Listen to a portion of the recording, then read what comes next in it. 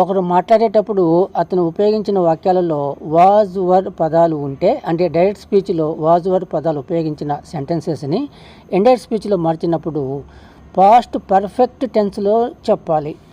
చూడండి, she said, ఆమె చెప్పింది. ఐ వాజ్ బిజీ, నేను బిజీగా ఉన్నాను అని చెప్పింది.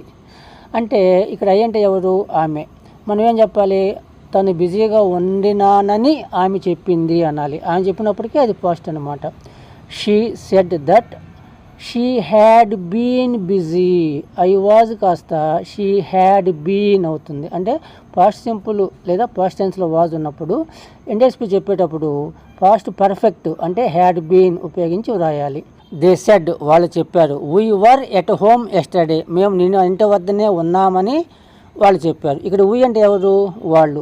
మనం చెప్పేటప్పుడు కూడా ఏం చెప్పాలి? దే అనే చెప్తాము, ఎందుకంటే వీ రెఫర్స్ టు దే అనమాట. They said that they had been at home the day before, ముందు రోజు వాళ్ళు ఇంటి వద్దనే ఉన్నామని చెప్పారు అని చెప్తాము. క్వశ్చన్స్ చూద్దాం. రాజు సెడ్ టు మీ, ఇక్కడ రాజు నాకు చెప్పాడు. వర్ యూ బిజీ ఎస్టర్డే, నిన్న మీరు బిజీగా ఉన్నారా అని అడిగాడు డైరెక్ట్ స్పీచ్లో. ఇక్కడ యూ అంటే ఎవరు? మీ, అంటే అడిగింది నన్ను కాబట్టి ఇక్కడ యూ అనేది నేను అవుతాను. రాజు ఆస్క్డ్ మీ, ఇక్కడ ఎస్ అనే క్వశ్చన్ కాబట్టి ఇఫ్ అనే పదాన్ని తప్పకుండా వాడాలి. ఇక్కడ యూ ఐ కాబట్టి I had been busy the day before, ముందు రోజు నేను బిజీగా ఉన్నానని అతను నన్ను అడిగాడు అని అడుగుతామన్నమాట. రాణి ఆస్క్డ్ రాజు, రాణి రాజుని అడిగింది. ఏమని? Was Devi in the office, Devi ఆఫీసులో ఉండిందా అని రాజుని అడిగింది. ఇది కూడా yes or no question. Rani asked Raju if Devi had been in the office, Devi ఆఫీసులో ఉండిందానని రాణి రాజుని అడిగింది అని చెప్తాము. ఇంటరాగేటివ్ క్వశ్చన్స్ చూద్దాం. రాజు ఆస్క్డ్ రాణి, రాజు రాణిని అడిగాడు. Where were you last week, గత వారం ఎక్కడున్నావు నువ్వు అని అడిగాడు. ఇక్కడ యూ అంటే ఎవరు? రాణి, అడిగింది రాణిని కాబట్టి. రాజు ఆస్క్డ్ రాణి, వేర్ అనే పదాన్ని అలాగే రాస్తాము.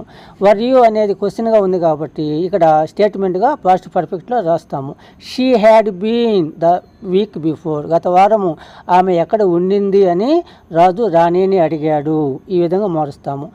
ఇట్లా పాస్ట్ టెన్స్లో వాజ్ వర్ సెంటెన్సెస్ని ఇండైరెక్ట్ స్పీచ్లో చెప్పేటప్పుడు అవి క్వశ్చన్స్ అయినా, ఇంటరాగేటివ్ క్వశ్చన్స్ అయినా, స్టేట్మెంట్స్ అయినా పాస్ట్ పర్ఫెక్ట్లో స్టేట్మెంట్గా మార్చి రాస్తాము.